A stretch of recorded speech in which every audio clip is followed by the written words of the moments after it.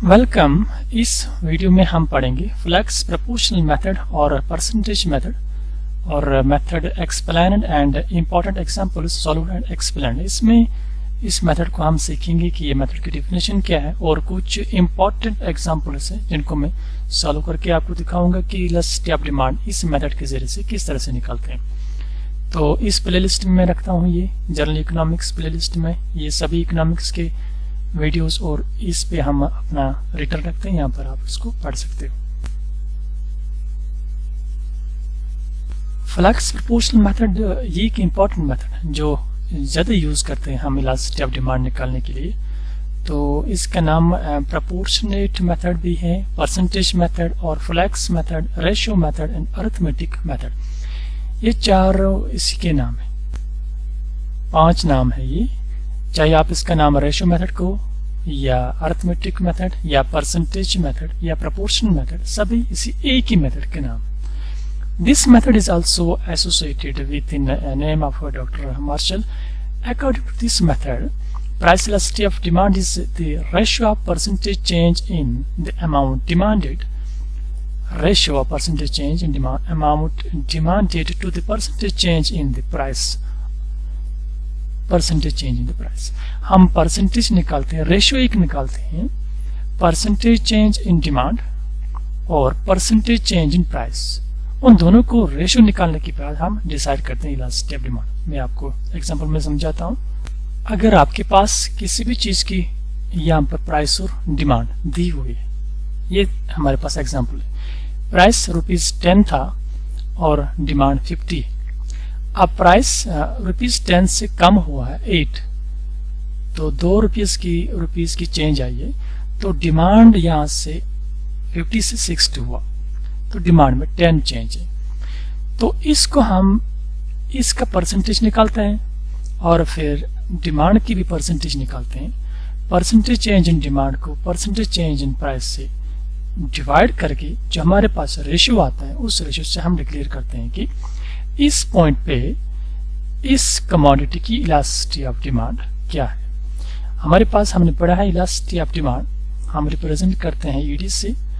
या तो हमारे पास से ये 1 निकलता है इज इक्वल टू 1, या ग्रेटर देन 1, या लेस देन 1, या इक्वल टू 0, या equal to infinite.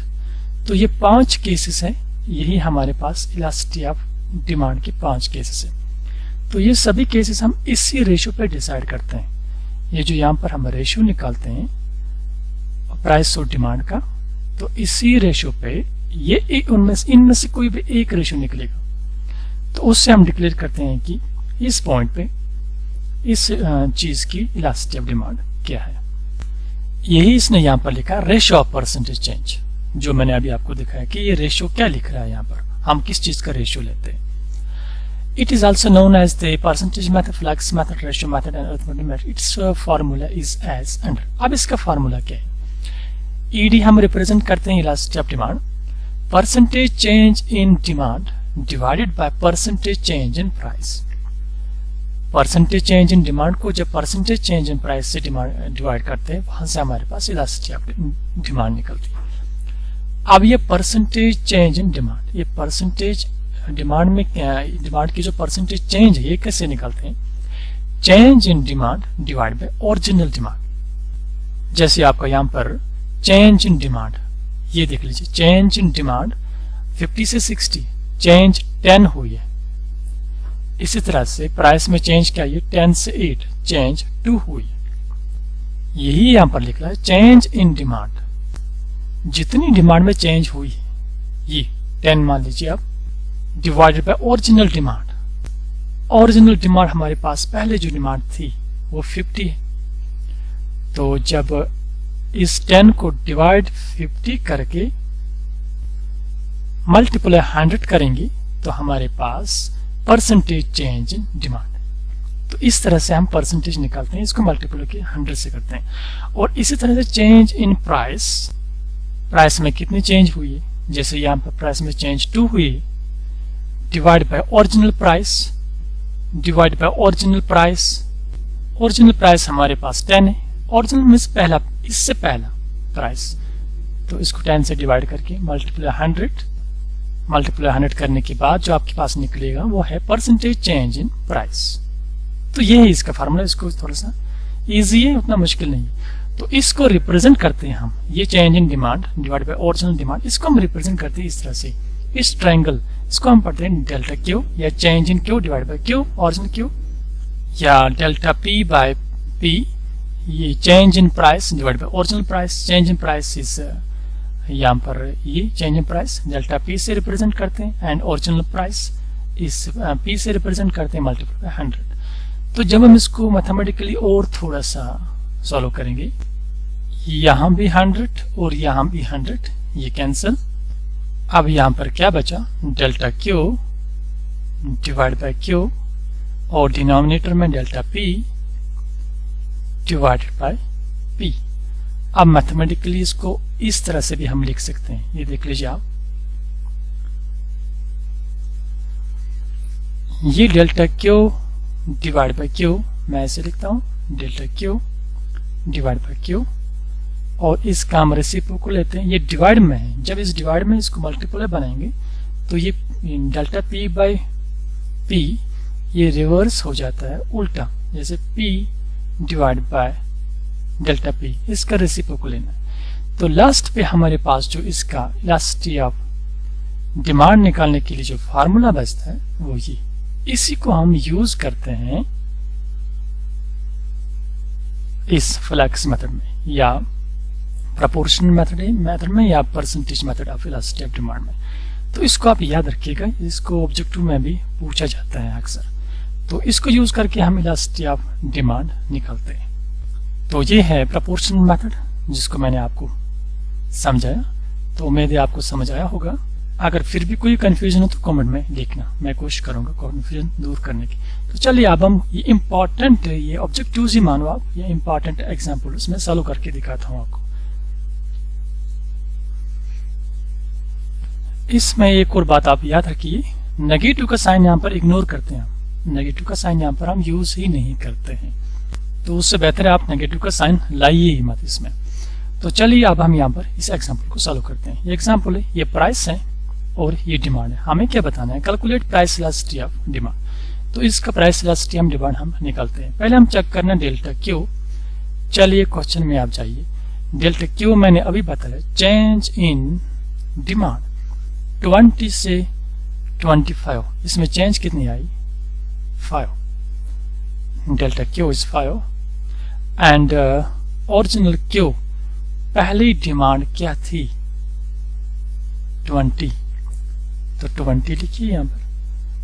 And P original price क्या है, पहला प्राइस क्या था 10 divide by change in delta P. यहाँ पर delta P means change in price, कितना चेंज हुआ 10 से 9, एक चेंज हुआ, तो डिवाइड बाय 1। अब इसको कैलकुलेट करिए, ये 0 और ये 0 कैंसिल और यहाँ 1 बचा, 5 into 1 is 5, 2 into 1 is 2। अब 5 को 2 से डिवाइड करिए, चलिए मैं यहाँ पर ही करता हूँ।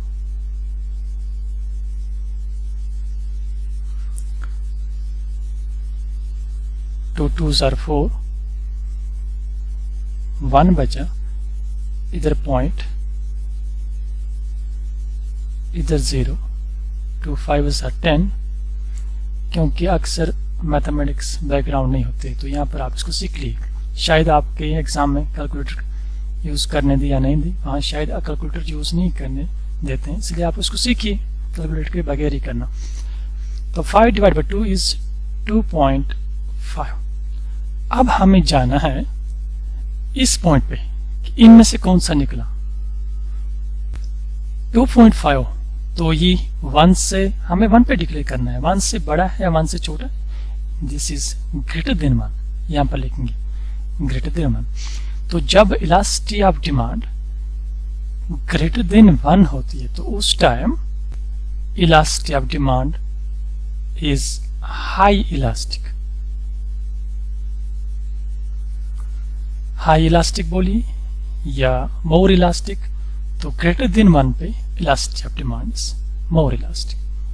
तो मैं यहाँ पर लिख के रखता हूँ when elastic of demand is greater than 1, more elastic, less than 1, less elastic, equal to 1, moderate elastic या equal elastic भी इसका दूसरा नाम है, equal to 0, inelastic, when ED is equal to infinite, perfectly elastic demand। ये cases है 5 cases.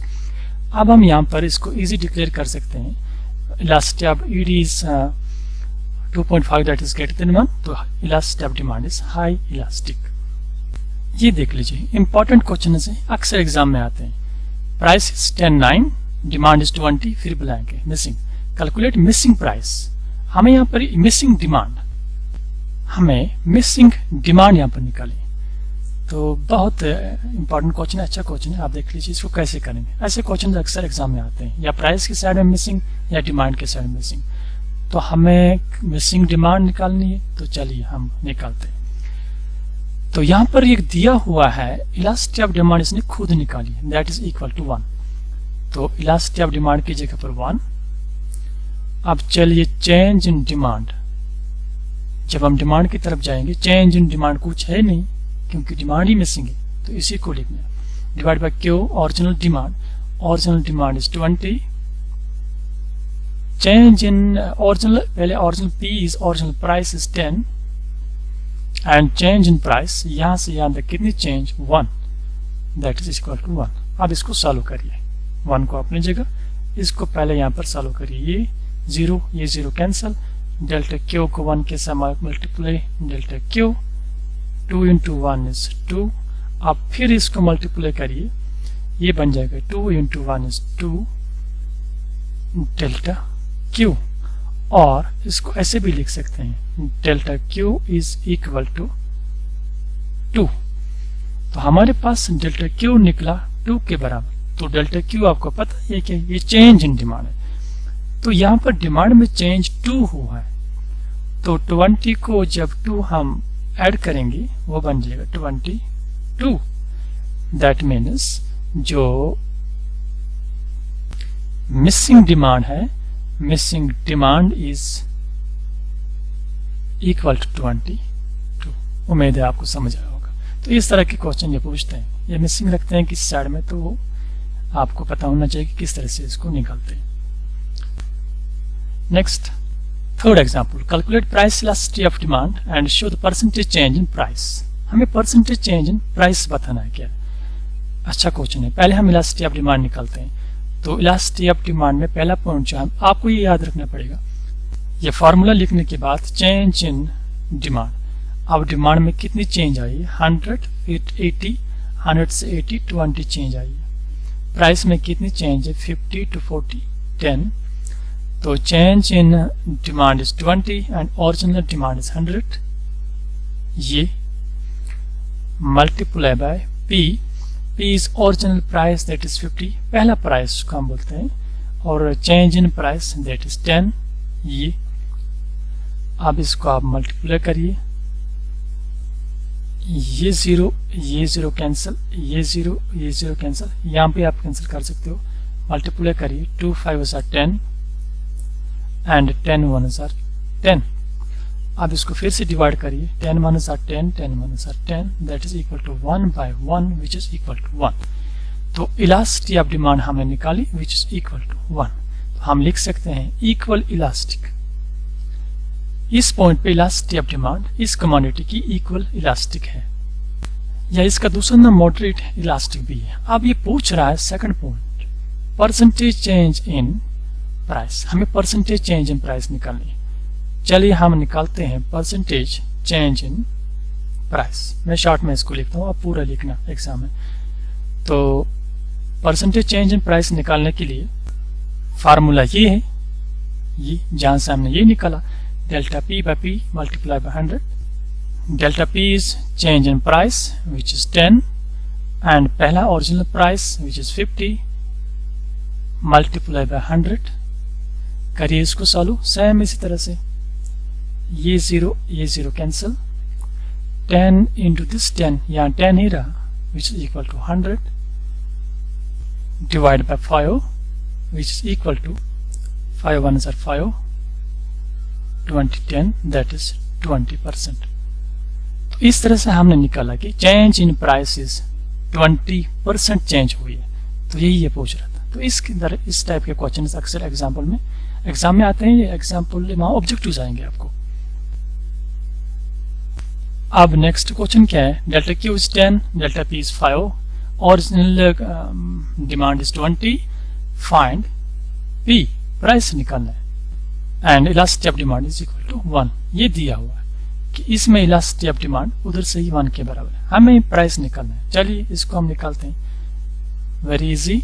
Delta Q is 10 and original Q is 20, P ये missing है, and delta P is 5, easy. चलिए अब इसको सॉल्व करते हैं। 10 इंटू पी,